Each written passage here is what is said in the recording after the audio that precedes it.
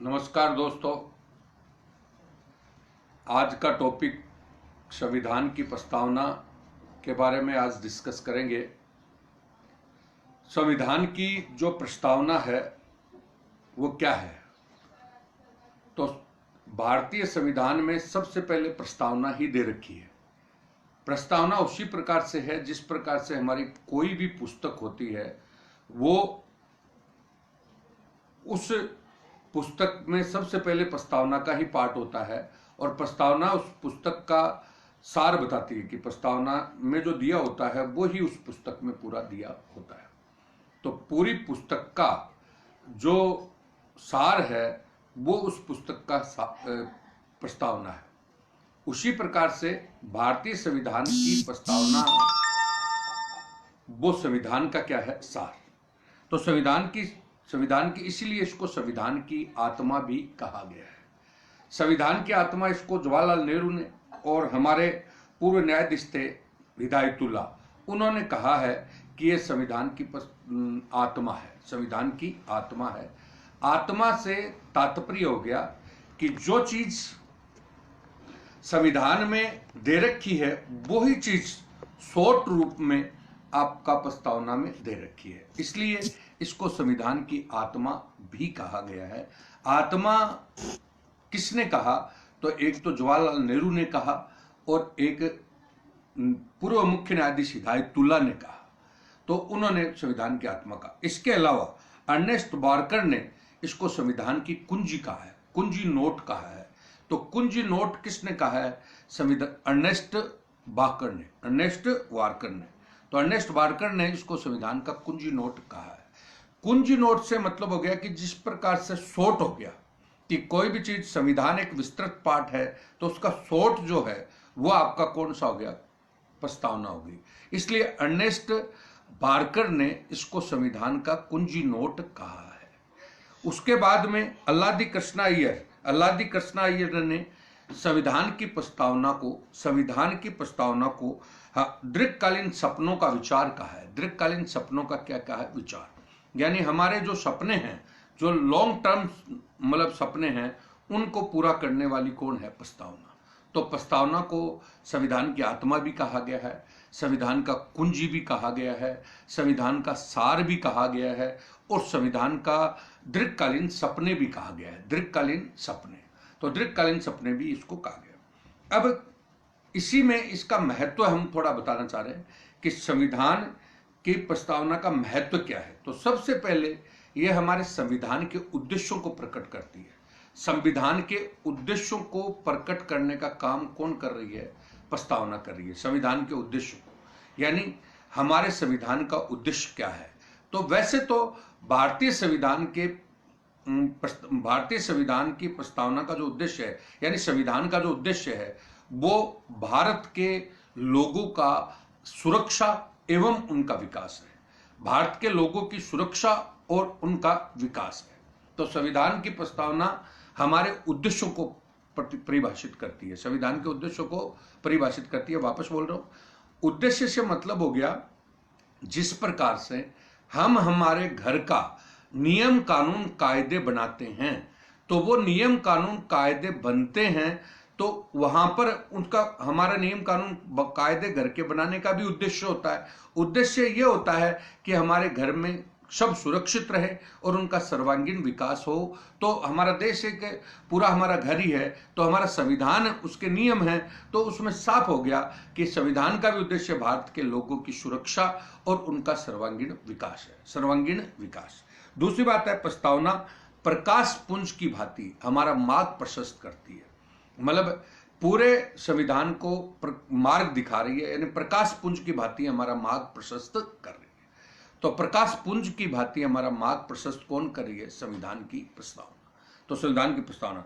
तीसरी बात है, संविधान के भावों को भी क्या कर रही है? स्पष्ट कर रही है। भाव कि संविधान का मूल भाव क्या है, वो सारा का सारा हमें प्रस्तावना में दिखाई देती है।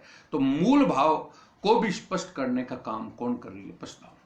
चौथी बात है, संविधान के सिद्धांतों और उनके कार्य प्रणाली को भी व्यक्त कर रही है। सिद्धांतों के, संविधान के क्या सिद्धांत है और उसकी किस प्रकार से संविधान कार्य करेगा, मतलब करवाएगा और करेगा, तो वो कार्य प्रणाली को भी स्पष्ट कर रही है।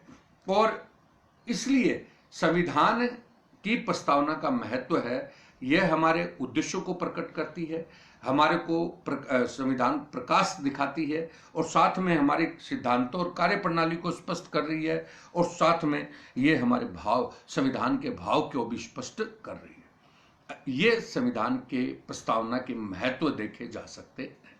संविधान के महत्व, संविधान के प्रस्तावना के महत्व। अब मैं थोड़ा सा इसको व्यवहारिक रूप में लूंगा। जैसे हम कोई किताब लेके आते हैं, बढ़िया किताब है, उसको लेके आते हैं, तो सबसे पहले किताब में मतलब प्रस्तावना होती है। तो बढ़िया जो किताब होती है उसमें 5-7 पन्नों में प्रस्तावना दी होती है। तो एक एक टॉपिक की छोटी छोटी बातों को वो बताती है। तो जो एकदम हम प्रस्तावना को पढ़ते हैं तो पूरे किताब का मर्म हमें समझ में आ जाता है कि इस किताब में ये चीज दिया हुआ है। उसी प्रकार से भारतीय संविधान की प्रस्तावना है कि प्रस्तावना को हम पढ़ते हैं तो प्रस्तावना में पूरे कॉन्स्टिट्यूशन का, पूरे संविधान का मर्म दिया हुआ है। इसीलिए इसे संविधान की क्या कहा है, आत्मा कहा है। इसीलिए इसे संविधान का कुंजी नोट कहा है। इसीलिए इसे संविधान को दीर्घकालीन सपनों का आधार कहा है। और इसमें संविधान के उद्देश्य प्रकट है, सिद्धांत, संविधान के सिद्धांत, कार्य प्रणाली, सिद्धांत के उनके उद्देश्य, सारी चीजों को इसमें परिभाषित किया गया है। तो ये संविधान की प्रस्तावना के बारे में एक छोटी सी बात हुई। अब हम जो बात करना चाह रहे हैं कि क्या संविधान की प्रस्तावना की हिस्टोरिकल बैकग्राउंड क्या है, कैसे कैसे संविधान की प्रस्तावना बनी, कहां कहां से हमने सहयोग लिया, कैसे हमने काम किया। तो देखिएगा, सबसे पहले भारत शासन अधिनियम 1919 आया। तो भारत शासन अधिनियम 1919 में प्रस्तावना यानी उद्देशिका का प्रस्ताव लाया गया। तो सबसे पहले भारत शासन अधिनियम 1919 के तहत उद्देशिका का प्रस्ताव लाया गया था। उद्देशिका का प्रस्ताव लाया गया। उसके बाद हम बात करें तो भारत का संविधान संविधान सभा ने बनाया। तो संविधान सभा में उद्देशिका यानी प्रस्तावना का प्रस्ताव 13 दिसंबर 1946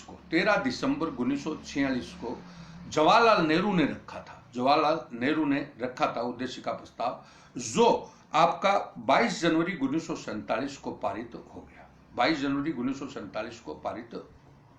तो मैंने क्या बोला, 13 दिसंबर 1946 को प्रस्तावना, उद्देशिका का प्रस्ताव संविधान सभा में जवाहरलाल नेहरू ने रखा था, जो 22 जनवरी 1947 को पारित हो गया। तभी जवाहरलाल नेहरू ने संविधान की प्रस्तावना को संविधान की आत्मा कहा था। और इनको आत्मा करने वाले दूसरे व्यक्ति जो थे वो हमने बताया कि वो मोहम्मद हिदायतुल्लाह थे। कौन थे? न्यायाधीश हिदायतुल्लाह थे। तो इस प्रकार से संविधान का ये हिस्टोरिकल बैकग्राउंड है। तो मैं वापस एक बार दोहरा दूं, भारत शासन अधिनियम 1919 के तहत पहली बार उद्देशिका प्रस्ताव आया, और उसके बाद भारतीय संविधान संविधान सभा में इसका प्रस्ताव जो प्रस्तुत किया वो 13 दिसंबर 1946 को जवाहरलाल नेहरू ने प्रस्तुत किया, जो 22 जनवरी 1947 को क्या हो गया, पारित हो गया। और उसी समय इसको संविधान की आत्मा कहा गया। तो ये बात हमारी हुई। अब हम कह रहे हैं कि संविधान की जो प्रस्तावना है उसमें हमने कहां कहां से कौन कौन सी चीजें ली हैं। भाई संविधान की प्रस्तावना में कहां कहां कौन से देश से कौन कौन सी चीजें उठाई हैं, तो उनके बारे में हम डिस्कस करेंगे। संविधान की जो विशिष्ट भाषा है, संविधान की जो विशिष्ट भाषा है वो हमने ऑस्ट्रेलिया के संविधान से उठाई है। कहां से उठाई है? ऑस्ट्रेलिया के संविधान से हमने संविधान की भाषा को ग्रहित किया है। संविधान की भाषा को ग्रहित हमने ऑस्ट्रेलिया के संविधान से किया है। और दूसरी बात, प्रस्तावना के शब्द हैं कि जैसे पहला शब्द है हम भारत के लोग। हम भारत के लोग शब्द हमने अमेरिका से उठाया है, यूएसए से हमने हम भारत के लोग उठाया है। और तीसरी बात, दूसरा शब्द इसका है संपूर्ण प्रभुत्व संपन्नता। तो संपूर्ण प्रभुत्व संपन्न शब्द हमने आयरलैंड से उठाया है। कहां से? आयरलैंड से। तो मैंने वापस बोला, संविधान की जो विशिष्ट भाषा है, प्रस्तावना की जो विशिष्ट भाषा है, वो हमने ऑस्ट्रेलिया के संविधान से ली। हम भारत के लोग शब्द जो है वो हमने यूएसए से लिया, और संपूर्ण प्रभुत्व संपन्न शब्द है वो हमने आयरलैंड से लिया है।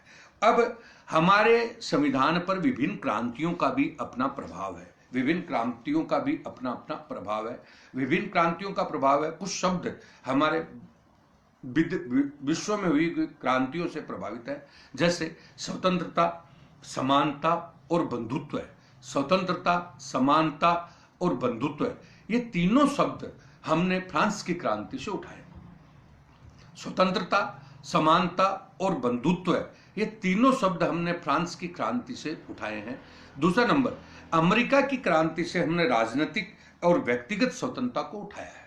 राजनीतिक और व्यक्तिगत स्वतंत्रता को हमने कहां से उठाया? अमेरिका की क्रांति से। और रूस की क्रांति से हमने आर्थिक स्वतंत्रता या आर्थिक समानता को उठाया है। आर्थिक समानता को हमने रूस की क्रांति से उठाया।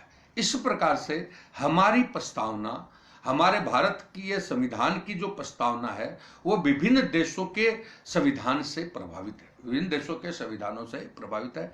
अब एक बार पुनः इसको दोहराएंगे।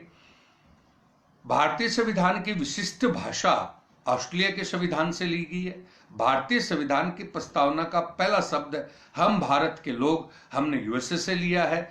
भारतीय संविधान की प्रस्तावना में संपूर्ण प्रभुत्व संपन्न शब्द हमने आयरलैंड के संविधान से उठाया है। और विभिन्न क्रांतियों, जैसे फ्रांस की क्रांति से आपका स्वतंत्रता, समानता और बंधुत्व शब्द आया है। राजनीतिक और व्यक्तिगत स्वतंत्रता शब्द आपका अमेरिका के संविधान से, अमेरिका की क्रांति से आया है। और आर्थिक समानता रूस की क्रांति से शब्द आया है। इस प्रकार हम कह सकते हैं कि हमने अलग अलग देशों से अलग अलग चीजें उठाई। अब भारतीय संविधान की जो प्रस्तावना बनी थी तो उसमें शुरू में ही एक प्रॉब्लम आई। प्रॉब्लम यह आई कि साहब, प्रस्तावना भारतीय संविधान का भाग है या नहीं, भारतीय संविधान का भाग है या नहीं, प्रस्तावना को भारतीय संविधान का अंग माना जा सकता है या नहीं, ये बात सबसे पहले आई। तो सबसे पहले बेरूबारी संघ का मामला आया 1960 में। देखिए, बेरूबारी संघ का मतलब हम बता रहे हैं, हमारे देश के संविधान की समीक्षा का अधिकार सर्वोच्च न्यायालय को दिया गया है। सर्वोच्च न्यायालय भारतीय संविधान की समीक्षा करने का अधिकार रखता है। तो कोई भी मामला हमें लगता है कि हमारे संविधान में गलत है या उसमें यह चीज संशोधन होना चाहिए, तो वो चीज हम कहां पर ले जाते हैं? सर्वोच्च न्यायालय में ले जाते हैं। तो सर्वोच्च न्यायालय में बेरूबारी संघ का मामला उठाया गया था। बेरूबारी संघ ने अपील की थी। उस अपील के निर्णय को बेरूबारी संघ निर्णय कहते हैं। और बेरूबारी संघ का निर्णय 1960 में आया था।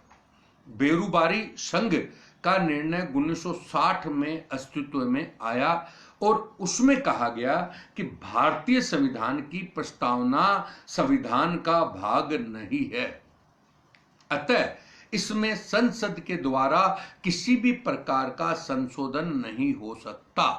तो ये आपका भारतीय संविधान की प्रस्तावना संविधान का भाग नहीं है, इसमें किसी भी प्रकार का संशोधन नहीं हो सकता। ये चीज कौन से मामले में आई थी? तो बेरूबारी संघ के मामले में। कब आई? 1960 में।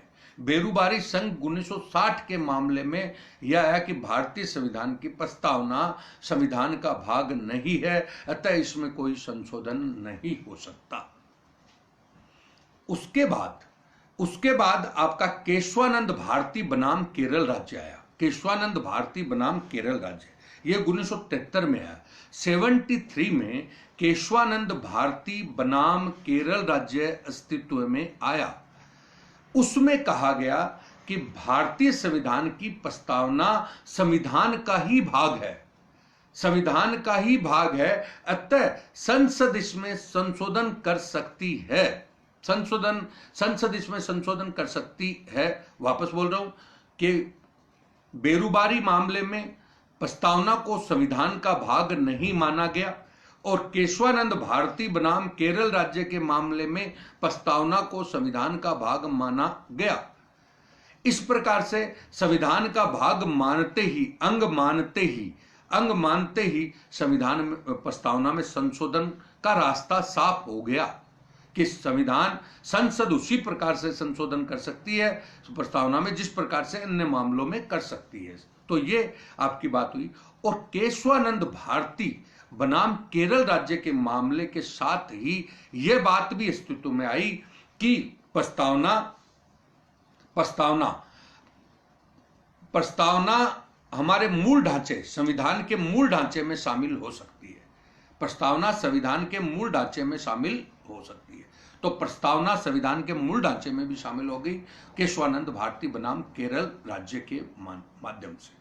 अब इसी कड़ी में आगे बढ़े तो 42वां संविधान संशोधन किया गया, क्योंकि केशवानंद भारती बनाम केरल राज्य के मामले ने साफ कर दिया था कि प्रस्तावना में संशोधन हो सकता है। इसके बाद 42वां संविधान संशोधन 1976 के माध्यम से भारतीय संविधान की प्रस्तावना में संशोधन किया गया। और वो संशोधन कि पहली बार ही हुआ और अब तक एक बार ही प्रस्तावना में संशोधन हुआ है और उसमें 3 शब्द जोड़े गए। कितने शब्द जोड़े गए? 3। पहला शब्द आपका पंथ निरपेक्षता, दूसरा शब्द आपका समाजवाद और तीसरा शब्द अखंडता। पंथ निरपेक्षता, समाजवाद और अखंडता शब्द, पंथ निरपेक्षता, समाजवाद और अखंडता शब्द कब आया? तो 42वें संविधान संशोधन 1976 के माध्यम से संविधान की प्रस्तावना में आया। और अब तक संविधान की प्रस्तावना में केवल एक ही बार संशोधन हुआ है। अब मैं आपको एक बार पुनः बताऊंगा कि ये हमने जो बात कर रहे थे वो क्या कर रहे थे कि क्या प्रस्तावना संविधान का अंग है या नहीं, अंग है या नहीं, इसकी न्यायालय ने समीक्षा की। तो बेरुबारी संघ 1960 के मामले में प्रस्तावना को संविधान का अंग नहीं माना गया। केशवानंद भारती बनाम केरल राज्य के मामले में प्रस्तावना को संविधान का भाग माना गया। और फिर हमने 42वें संविधान संशोधन 1976 के माध्यम से इसमें संशोधन किया। तो भारतीय संविधान की प्रस्तावना में केशवानंद भारती बनाम केरल राज्य के फैसले के आधार पर पहली बार संशोधन हुआ और अब तक एक ही बार संशोधन हुआ है। वो कौन सा संशोधन हुआ? 42वां। और उसमें 3 शब्द जोड़े गए। आपका नंबर 1 समाजवाद, पंथ निरपेक्षता और अखंडता शब्द जोड़े गए। इस प्रकार से संविधान के का अंग है या नहीं ये बात आ गई। तो अब तक हमारी 3 बातें हुई कि सबसे पहले हमने बताया भारतीय संविधान की प्रस्तावना का महत्व है, भारतीय संविधान की प्रस्तावना का महत्व है। दूसरा हमने जो बताया वो बताया आपका प्रस्तावना का हिस्टोरिकल बैकग्राउंड।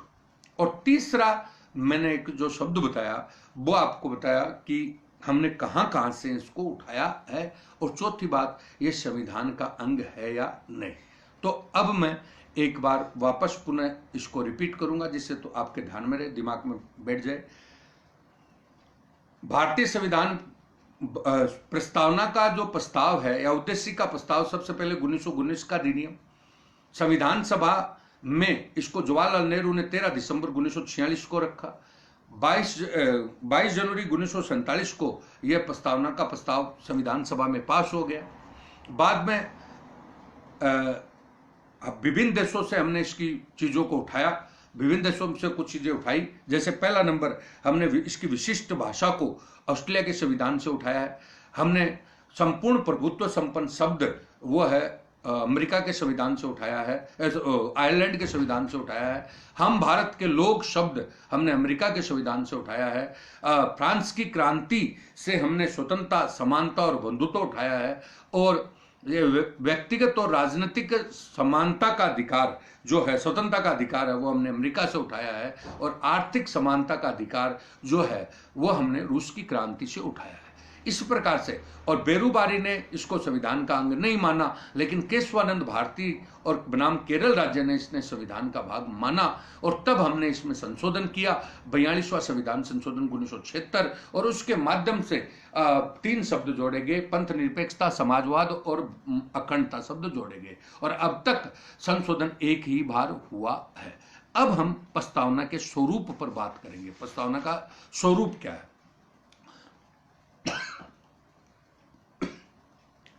भारतीय संविधान की प्रस्तावना संविधान का सार है। ये तीन चीजों को प्रकट करती है। एक तो संविधान का स्रोत क्या है, संविधान का स्रोत, दूसरी शासन के प्रकार क्या हैं, और तीसरी शासन के उद्देश्य क्या है। भारतीय संविधान की प्रस्तावना संविधान का सार है। ये तीन चीजों को प्रकट करती है। नंबर 1 है कि इसका संविधान का स्रोत क्या है, संविधान का स्रोत।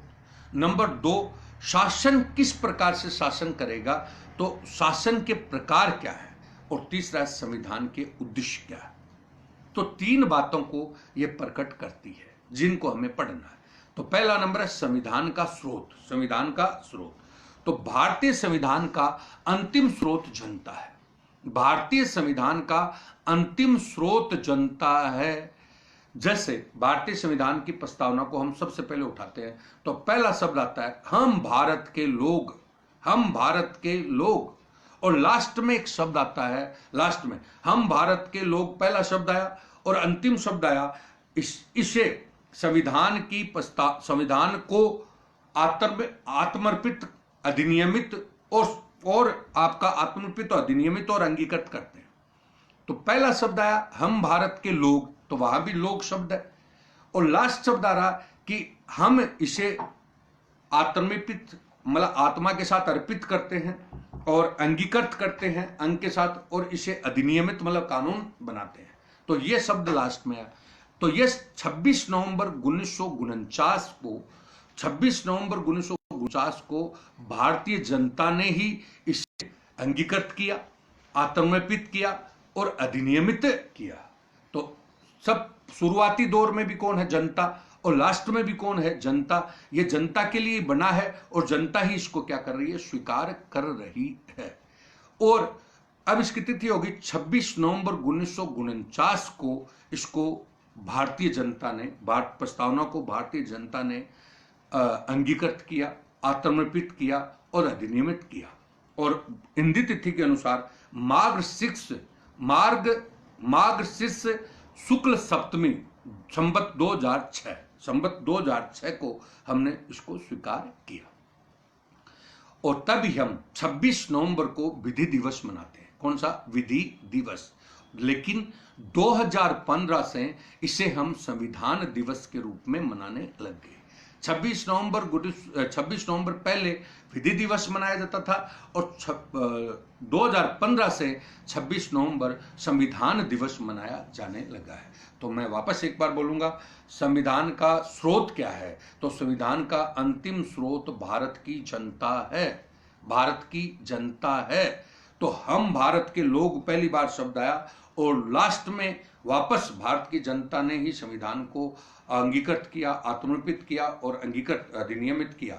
और 26 कब किया, 26 नवंबर 1949, और हिंदी तिथि के अनुसार माघ शुक्ल सप्तमी संवत 2006 को। इस प्रकार से पहला मतलब है कि भारत का संविधान का स्रोत क्या है, तो भारत की जनता। क्योंकि सब कुछ भारत की, ये संविधान है वो भारत की जनता के प्रतिनिधियों ने तो बनाया है, और भारत की जनता पर ही क्या होता है, लागू होता है। तो ये जनता के द्वारा ही तो बना है और जनता पर ही क्या हो रहा है, लागू हो रहा है। जो लोकतंत्र को भी परिभाषित करता है। तो ये बात होगी भारत की संविधान का स्रोत क्या है, तो भारत की जनता। अब आया शासन के प्रकार क्या होंगे। शासन के प्रकार मतलब शासन किस प्रकार से काम करेगा, किन किन चीजों को ध्यान में रखते हुए काम करेगा। तो शासन कैसे होगा, गवर्नेंस कैसे होगा। तो पहला शब्द है इसमें संपूर्ण प्रभुत्व संपन्नता। पहला शब्द है संपूर्ण प्रभुत्व संपन्न। दूसरा शब्द है समाजवादी राज्य। तीसरा है पंथ निरपेक्षता, और चौथा है लोकतांत्रिक, और पांचवा है गणराज्य। 5 शब्द हैं जिसके अनुसार हमारा शासन संचालित होगा। तो पहला शब्द शासन के प्रकार में क्या आता है। शासन के प्रकार में पहला शब्द आता है संपूर्ण प्रभुत्व संपन्न, दूसरा शब्द आपका समाजवाद, तीसरा शब्द आपका पंथ निरपेक्षता, चौथा लोकतंत्र, और पांचवा आप शब्द है वो आपका है गणराज्य। इस प्रकार से 5 शब्द दिए हैं शासन के प्रकार के अंतर्गत। अब मैं बोलूंगा पहला शब्द संपूर्ण प्रभुत्व संपन्नता। संपूर्ण प्रभुत्व संपन्न, तो साफ हो गया, अभी भी बात हो रही थी कि सारा प्रभुत्व है, संपूर्ण प्रभुत्व है, जनता में ही निहित है। सब प्रभु किसको मानना है? जनता को। प्रभु किसको मानना है? शासन को। प्रभु किसको मानना है? जनता को। जनता के अनुसार ही उन्हें कानून बनाने हैं, जनता के अनुसार ही उन्हें निर्णय करने हैं, और जनता को ध्यान में रखते हुए कोई भी स्टेप उठाना है।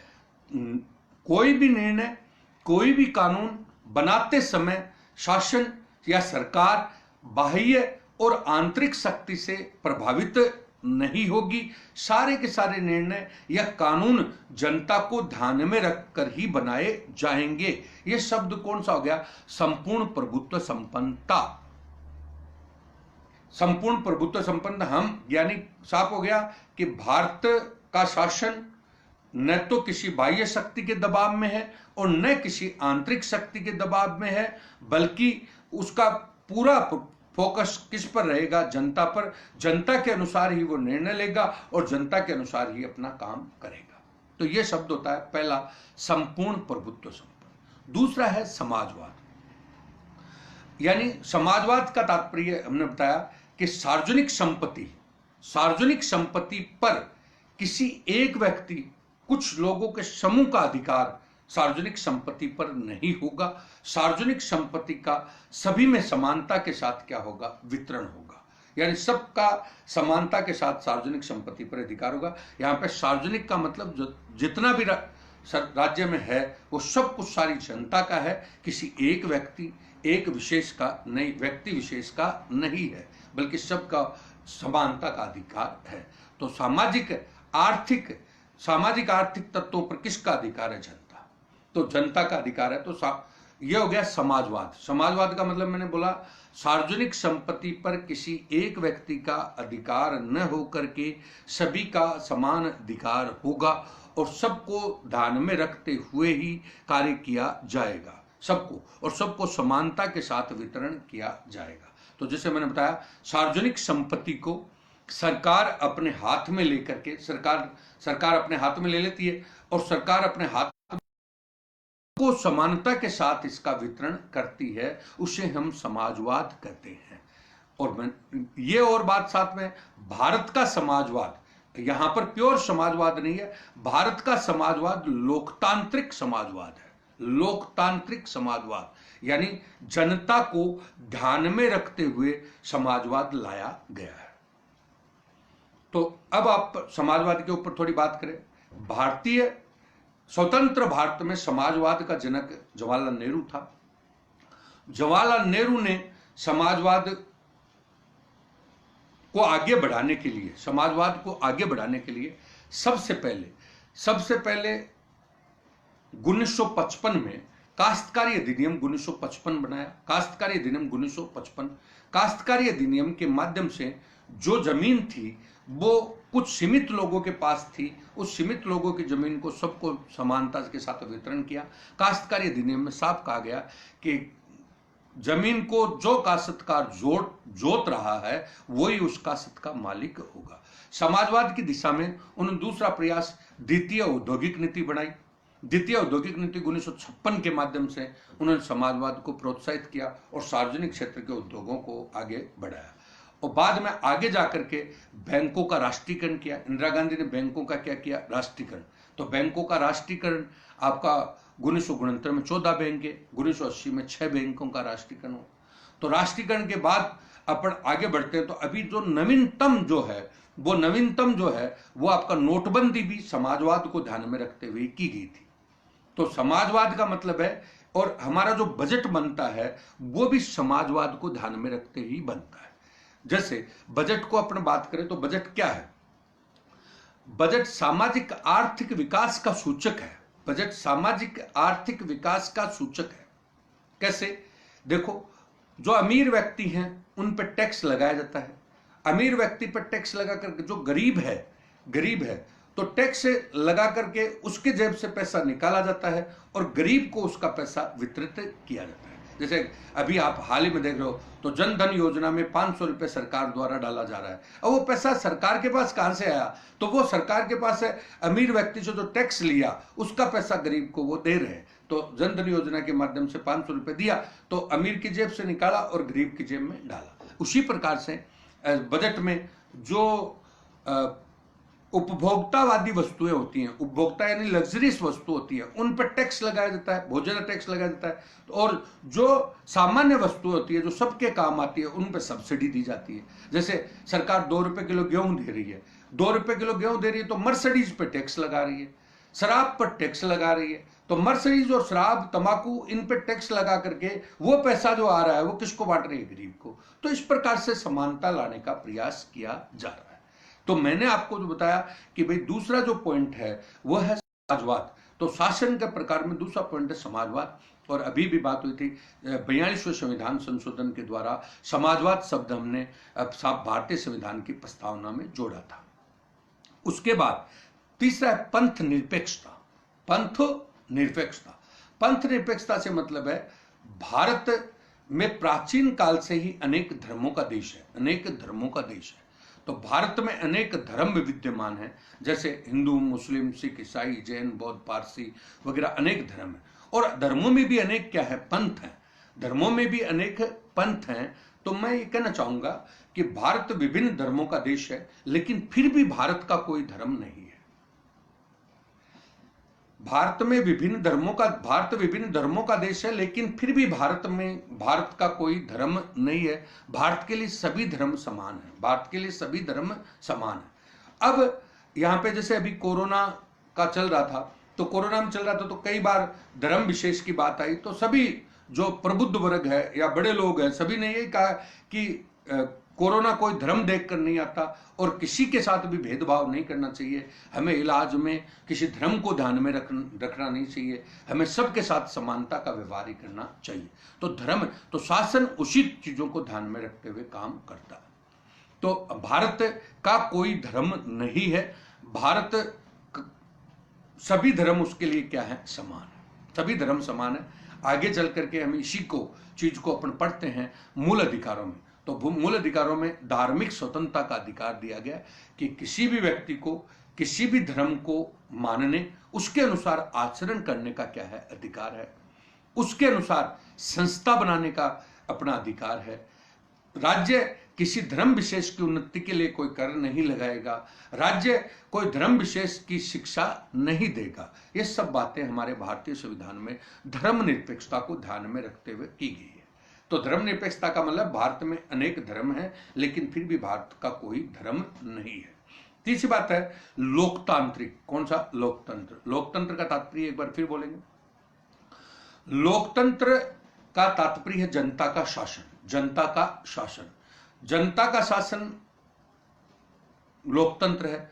जनता का शासन दो प्रकार से होता है, एक प्रत्यक्ष, एक अप्रत्यक्ष। एक प्रत्यक्ष और एक अप्रत्यक्ष। प्रत्यक्ष लोकतंत्र है वो दुनिया में केवल स्विट्जरलैंड में है। प्रत्यक्ष लोकतंत्र दुनिया में केवल स्विट्जरलैंड में है और अप्रत्यक्ष लोकतंत्र भारत और सारी दुनिया में है। तो अप्रत्यक्ष लोकतंत्र हमारे यहाँ पे अप्रत्यक्ष लोकतंत्र है। अप्रत्यक्ष का मतलब है कि जनता यहां पर प्रत्यक्ष रूप में शासन नहीं करती। जनता यहां पर प्रत्यक्ष रूप में कोई शासन नहीं करती। जनता अप्रत्यक्ष रूप से शासन करती है। जनता अपने प्रतिनिधियों के माध्यम से शासन करती है। इसलिए भारत के शासन को जनप्रतिनिधात्मक शासन भी बोलते हैं। जनप्रतिनिधात्मक शासन यानी जनता अपने जनप्रतिनिधि को चुनती है और वो जनप्रतिनिधि फिर सरकार में जाते हैं और फिर जनता के हितों के अनुसार वो सरकार को चलाते हैं। जैसे हम गांव में हैं तो हम पहला वोट गांव में पंच सरपंच को देंगे तो स्थानीय सरकार बनेगी। हम शहर में हैं तो पहला वोट पार्षद को, मेयर वगैरह को, आदि को देंगे तो आपकी नगरीय सरकार बनेगी, तो ये तो हमारी लोकल सरकार होगी। तो पहली सरकार हमारी लोकल सरकार है, वो हमारे वोट के माध्यम से बनती है। हम में से ही कोई जनप्रतिनिधि जाता है और वो सरपंच बनता है, प्रधान बनता है, प्रमुख बनता है, मेयर बनता है, और वो बन करके हमारी लोकल गवर्नमेंट को चलाता है। तो वो जनता के हितों में काम करता है। बाद में हम वो देखते हैं तो हम पहला दूसरा वोट एमएलए को देते हैं। एमएलए से विधानसभा बनती है। एमएलए से क्या बनती है? विधानसभा। और विधानसभा में राज्य में भी कानून बनते हैं, और वो कानून जनता के हितों को ध्यान में रखते हुए ही बनाए जाते हैं। और उस विधानसभा में से ही जो बहुमत होता है वो मुख्यमंत्री बनता है, वो हमारी सरकार चलाता है, और मुख्यमंत्री उस विधानसभा के प्रति उत्तरदायी होती है, और विधानसभा के सदस्य जनता के प्रति क्या होते हैं? उत्तरदायी होते हैं। इस प्रकार से हमारी शासन व्यवस्था राज्य की बनती है लोकतंत्र में। तीसरा वोट हम एमपी को देते हैं। किसको देते हैं? एमपी।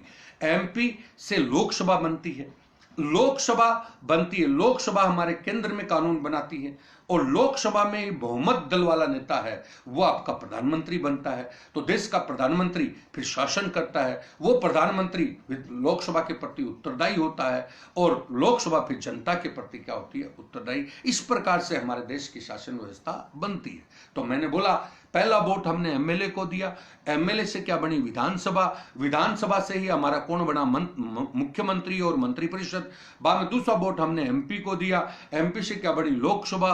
और लोकसभा में बहुमत वाला नेता जो बना वो कौन बना? प्रधानमंत्री, और उसकी मंत्रिपरिषद वो देश का शासन चलाती है, और वो फिर जनता के प्रति क्या होते हैं? उत्तरदायी। इस प्रकार से हमारा शासन लोकतंत्र में जनता का ही शासन है, लेकिन जनता प्रत्यक्ष रूप से शासन न करके अप्रत्यक्ष रूप से अपने जनप्रतिनिधियों के माध्यम से शासन करती है।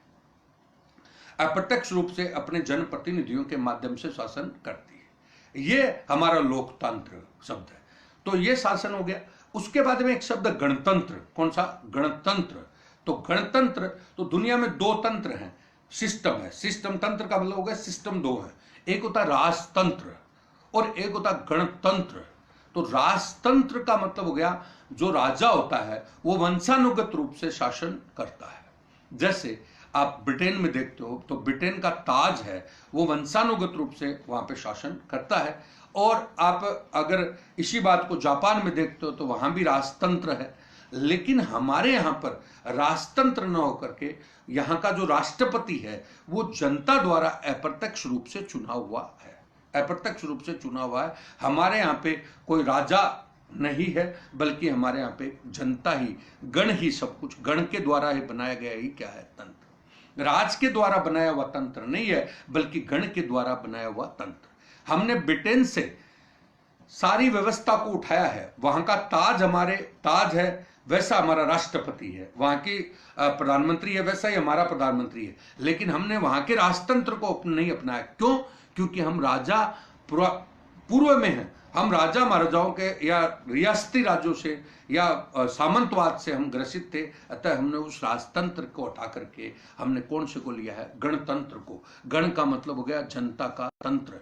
गण मतलब जनता के लोगों का तंत्र।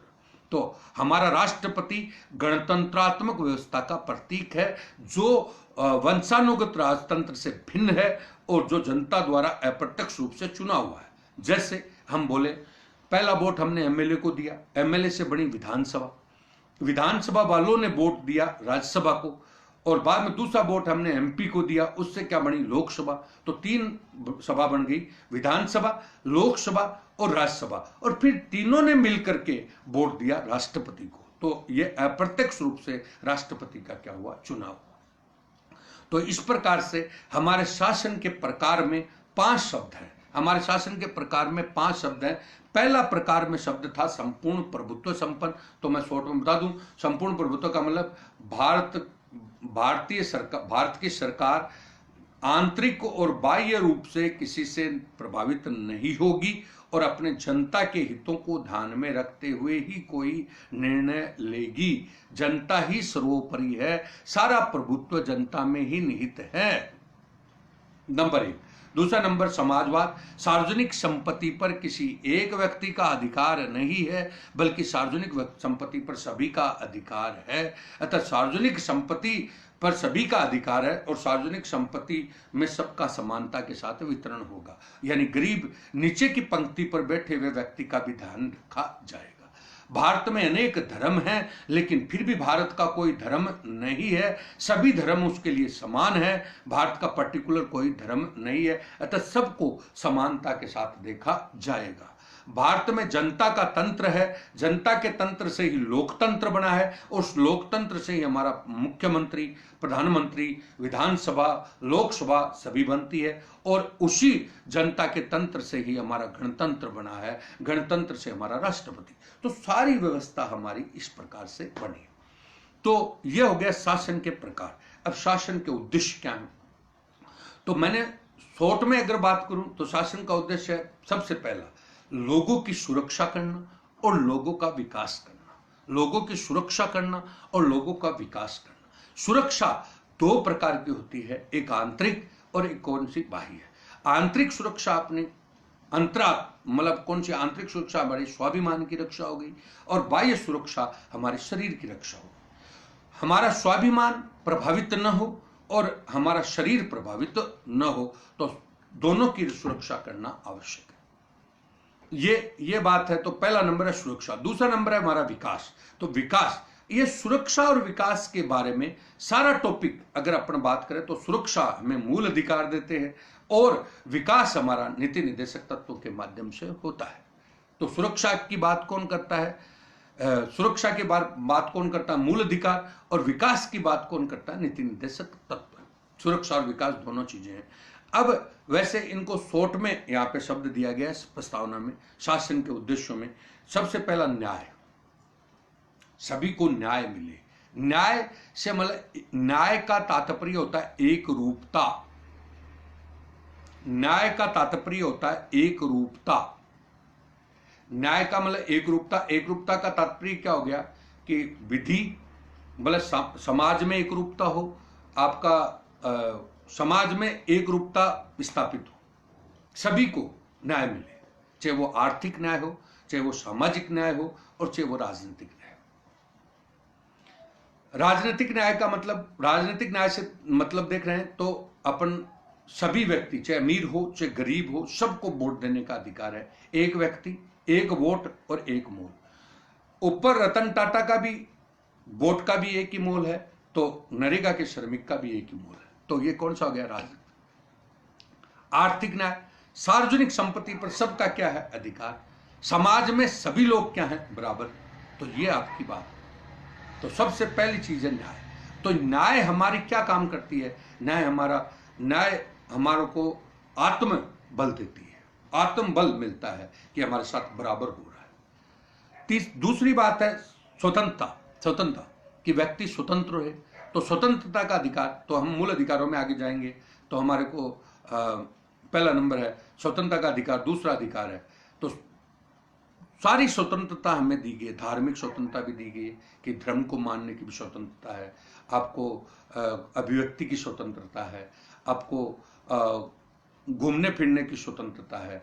मतलब सभी व्यक्ति की स्वतंत्रता का, कोई प्रकार की स्वतंत्रता का अधीन मतलब हनन नहीं होगा। जैसे कल हमारे ऐप की बात चल रही थी, कौन सा अभी आपका कोरोना में जो ऐप बनाया गया, हम जो बोल रहे हैं आरोग्य सेतु ऐप बनाया गया। तो आरोग्य सेतु ऐप हमारे बाह्य शरीर की सुरक्षा के लिए सुरक्षा है, उसमें बाह्य शरीर की क्या है, सुरक्षा। लेकिन एक्सपर्ट ने बताया कि ये ऐप है वो सामान्यतः निष्ठा के अधिकार को प्रभावित करता है। तो निष्ठा का अधिकार हमारा कौन सा गया, आंतरिक हो गया। तो इस पे विरोध हुआ कि भाई निष्ठा का अधिकार भी सुरक्षित रहे और बाहर का भी, हमारा शरीर भी सुरक्षित रहे। तो दोनों में विवाद जारी हो गया। तो स्वतंत्रता का, हमें स्वतंत्रता, निष्ठा की भी स्वतंत्रता प्राप्त है, तो शरीर की भी स्वतंत्रता प्राप्त है। तो ये आपकी स्वतंत्रता के बारे में बात थी। एक है समानता, समता मतलब सबको, सामाजिक समता, प्रशासनिक क्षमता, वैधानिक क्षमता। तो समानता सबके को प्राप्त है। विधि के समक्ष सभी लोग समान हैं, समाज में सभी लोग समान हैं, प्रशासन में सभी लोग समान हैं। तो सभी को समानता का अधिकार है। और चौथी बात है एकता। एकता का मतलब भारत में अनेक धर्म हैं, अनेक भारत में जाति, अनेक भाषाएं हैं। तो भारत अनेक धर्म होते हुए भी भारत का कोई धर्म नहीं है, भारत में अनेक जाति होते हुए भी भारत की कोई जाति नहीं है, और भारत में अनेक भाषा होते हुए भी भारत में कोई भाषा नहीं है। तो भारत में अनेकता में क्या है? एकता। भारत में अनेकता में क्या है? एकता। और इसी के साथ शब्द जुड़ा हुआ अखंडता, कि भारत में अनेकता में एकता है, तभी भारत अखंड है। मतलब अखंड मतलब एक है, पूरा जुड़ा हुआ है, यानी भारत को कोई भी शक्ति तोड़ नहीं सकती। तो अनेकता में क्या है? एकता। अनेकता में एकता, तो एक अखंड भारत। अखंड का मतलब पूरा भारत एक है, उसको कोई तोड़ने वाली शक्ति विद्यमान। इसीलिए भारतीय संविधान में नए राज्यों का निर्माण करने की शक्ति, उनकी सीमा परिवर्तन की शक्ति, उनका नाम परिवर्तन की शक्ति, उनका किसी भी प्रकार का संशोधन करने की शक्ति सारी की सारी संसद ने ले रखी है, कि राज्य, कोई भी राज्य अपनी, या नीचे के लोग हैं वो कोई भी अपने खुद एकाधिकार करके भारत को नुकसान नहीं पहुंचाए। तो अखंडता का शब्द दिया गया। इसलिए सारी शक्तियां किसने ली है? केंद्र ने ली है। और बंधुत्व है, कि पूरा विश्व बंधुत्व है, क्योंकि प्राचीन काल से ही हमारे भारत में बंधुत्व का, विश्व बंधुत्व की अवधारणा रही है, कि पूरा विश्व हमारा कुटुंब है। तो बंधुत्व भाईचारे का सिद्धांत दिया, एक दूसरे का सहयोग। जैसे अभी अपन कोरोना में देखते हैं, तो कई जगह ये हमारा संविधान ही सिखाता है कि भाईचारा मतलब कोई भी धर्म का व्यक्ति हो, कोई भी जाति का हो, कोई खाना बांट रहा है, कोई किसकी क्या हेल्प कर रहा है, कोई क्या हेल्प कर रहा है, तो वो सब भाईचारा और बंधुत्व का क्या है संदेश, एक दूसरे का सहयोग कर रहे हैं। तो ये सब बातें हमारे संविधान में दी गई। इसको ओवरऑल आप एक ही शब्द बोल सकते हैं कि संविधान का जो उद्देश्य है, उसमें वैसे तो भारतीय संविधान की प्रस्तावना में कौन से शब्द? न्याय, स्वतंत्रता, समानता, एकता, अखंडता और बंधुत्व। इन सारे शब्दों को हम मिला दें तो हम ये कहेंगे कि भारत का संविधान, भारत का जो संविधान है, उसका मूल उद्देश्य लोगों की क्या है? सुरक्षा और लोगों का विकास। और लोगों की सुरक्षा और विकास कैसे किया जाए? सुरक्षा मैंने बताई दो प्रकार की होती है, एक आंतरिक और एक कौन सी? बाह्य है। आंतरिक सुरक्षा से मतलब हमारा स्वाभिमान, और बाह्य सुरक्षा से मतलब हमारा शरीर। तो आंतरिक और बाह्य। और विकास तभी होगा जब हमारे लिए बेहतर क्या बनेगी? नीतियां। तभी हमारा विकास क्या है? संभव। ये सब बातें हमारे संविधान के उद्देश्य में। तो भारतीय संविधान की प्रस्तावना का जो स्वरूप है, उसमें तीन बातें हैं कि संविधान का स्रोत क्या है। संविधान का स्रोत, तो संविधान का स्रोत है जनता। बाद में शासन का प्रकार क्या है? तो शासन का प्रकार है सब संपूर्ण प्रभुत्व संपन्नता। दूसरा नंबर आपका समाजवादी, पंथ निरपेक्ष और लोकतांत्रिक गणराज्य। और चौथा है, तीसरा पॉइंट है शासन का उद्देश्य क्या है। तो उद्देश्य मैंने सारा न्याय, स्वतंत्रता, समानता, बंधुत्व, अखंडता, ये शब्द बताए। तो ये सारी बात संविधान प्रस्तावना का स्वरूप है। अब आपने देखा तो जो बातें हमने शुरू में की, शुरू में ये बात की कि प्रस्तावना का महत्व है, कि प्रस्तावना हमारे लिए प्रकाश पुंज है। तो प्रकाश पुंज है, ये जो प्रकाश है दिखाई देगा, वो सारे संविधान में दिखाई देगा। प्रस्तावना संविधान का कुंजी है, तो कुंज ये बिल्कुल है। कुंजी शॉर्ट में हमने जो पढ़ा है वही हमें डिटेल से आगे जाके पढ़ना। संविधान की प्रस्तावना संविधान की आत्मा है, तो बिल्कुल आत्मा है। प्रस्तावना सिद्धांत हमारे संविधान के सिद्धांतों को और सिद्धांतों को व्यक्त करती है, तो सिद्धांत बता दिए सारे। तो ये सारी चीजें जो शुरू में हमने महत्व बताया, वो सारी चीजें आपको समझ में आई। ये टोटल प्रस्तावना के बारे में कहा गया। अब कई बार क्वेश्चन आता है कि प्रस्तावना में कौन सा शब्द कितनी बार आया है प्रस्तावना में। तो भारत शब्द 2 बार आया है। एक बार फर्स्ट ग्रेड में क्वेश्चन में पूछा था कि भारत शब्द प्रस्तावना में कितनी बार आया है? 2 बार। भारत के लोग या नागरिक, लोग और नागरिक, ये शब्द भी कितनी बार आया है? 2 बार। और संविधान शब्द कितनी बार आया है? 1 बार। और संविधान सभा शब्द कितनी बार आया है? 1 बार। तो संविधान सभा शब्द कितनी बार आया? 1 बार। संविधान शब्द कितनी बार आया? 1 बार। लोग और नागरिक शब्द 1 बार, यानी कितनी बार आया? 2 बार। और भारत शब्द कितनी बार आया? 2 बार। इस प्रकार से भारतीय संविधान की प्रस्तावना को मैंने बताया। तो भारतीय संविधान की प्रस्तावना का सबसे पहले हमने महत्व बताया, बाद में हमने महत्व बताने के बाद आपको हिस्टोरिकल बैकग्राउंड बताया। हिस्टोरिकल बैकग्राउंड के बाद हमने कहा कि कौन से चीज हमने कहां से ली है वो बारे में बताई। और बाद में हमने यह बताया कि संविधान का प्रस्तावना का स्वरूप क्या है। तो इसमें 3 बातें आई। पहला नंबर इसका स्रोत क्या है, दूसरा नंबर शासन के प्रकार क्या है, और तीसरा नंबर हमारा उद्देश्य क्या है। इन बातों के ऊपर हमने बात की है। तो ये प्रस्तावना का पहला टॉपिक है संविधान का, जिसके बारे में हमने बात की। अब हमारा जो आगे टॉपिक कल का होगा वो होगा कि संविधान का उद्देश्य क्या है। अब संविधान भारत के लोगों का सर्वांगीण, भारत के लोगों की सुरक्षा एवं उनका सर्वांगीण विकास, भारत के लोगों की सुरक्षा एवं उनका सर्वांगीण विकास, यहीं से हमारा संविधान का टॉपिक 1, टॉपिक 2, टॉपिक 3 और टॉपिक 4 सारे आगे डिटेल से होते चले जाएंगे। तो अब हम अगली मुलाकात कल 5 बजे करेंगे। बहुत बहुत धन्यवाद और बहुत बहुत शुभकामनाएं।